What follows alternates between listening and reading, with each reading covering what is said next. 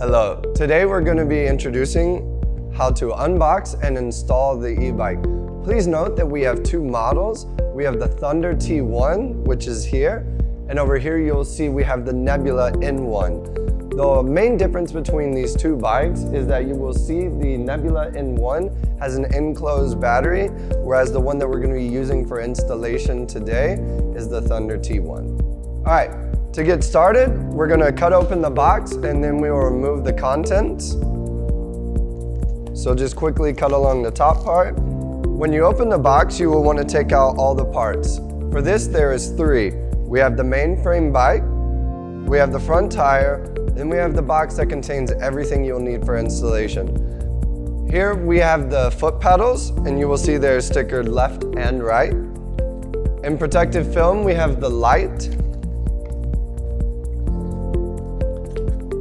the toolkit, and then inside a smaller box you will see that we have the battery charger. By the way, we have our user manual offered in multiple languages to better serve your convenience.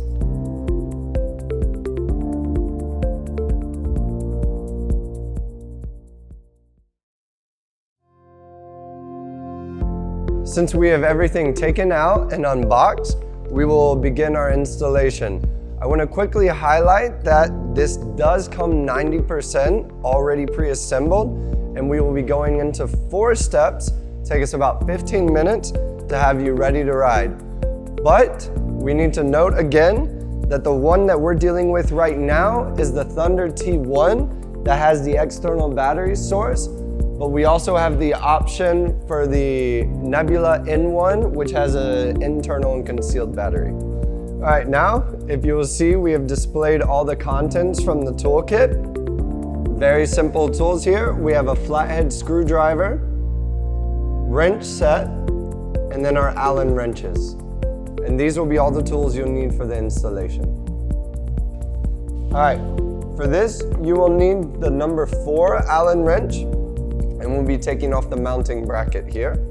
As you'll note, there's a groove lining here that allows you to know exactly the middle of the handlebar. Put back on the mounting bracket, and then we will just tighten down the screws. Now that we have put all the screws in, you want to go back through, switch your Allen wrench over, and let's make sure they're really tight and secure. Once you've securely fastened all the screws for the handlebar, we will then want to move the adjustment here to make it parallel with the ground. You will go here with your Allen wrench and you will loosen it so that you can move it up. About right there will be perfect, and then we tighten it back down. The first part you want to do is come down here and you want to make sure you loosen up these screws for whenever we take it off the basing mount. All right, now we're going to start assembling the front tire. So, first step, what we want to do is you will want to take this cap off. Set it to the side.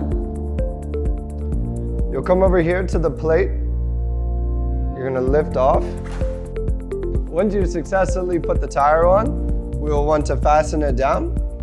You will grab the bolt right here, unscrew the ends, and take off one of the springs. All right? Make sure that the lever side is on the right side of the bike. Through. Then you'll put the spring back on. Make sure the big side is facing out.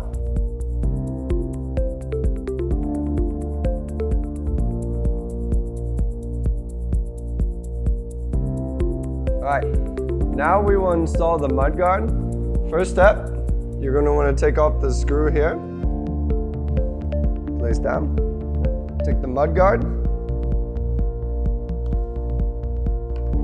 Put it up here.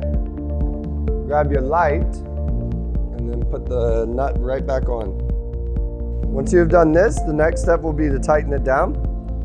So you will need your Allen wrench, and then you will need the number 10 wrench. Once you get it close to being done, you'll want to position the light where it's facing forward. Once you've gotten it snug, you'll just want to come back around with your Allen wrench and just make sure it's nice and tight.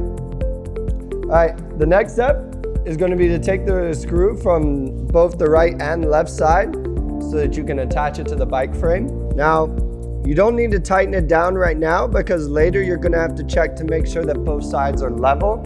So for now, just get the screw into the alignment and then move to the next side. Once you have aligned them and make sure they're level and the mudguard is sitting nice and even, you'll then want to come back around and completely tighten down. You see now there's no movement in it. Come back to the other side and do the same thing. To plug in the light, you will see that there is a cutout here. All you'll want to do is align, and then it will snap together just like that. All right, now we're gonna install the pedals. So you'll take them, and you'll see, as I mentioned earlier, there's a sticker on each that says right or left, and then you'll want to grab your number 16 wrench, and then you'll install the right, going clockwise.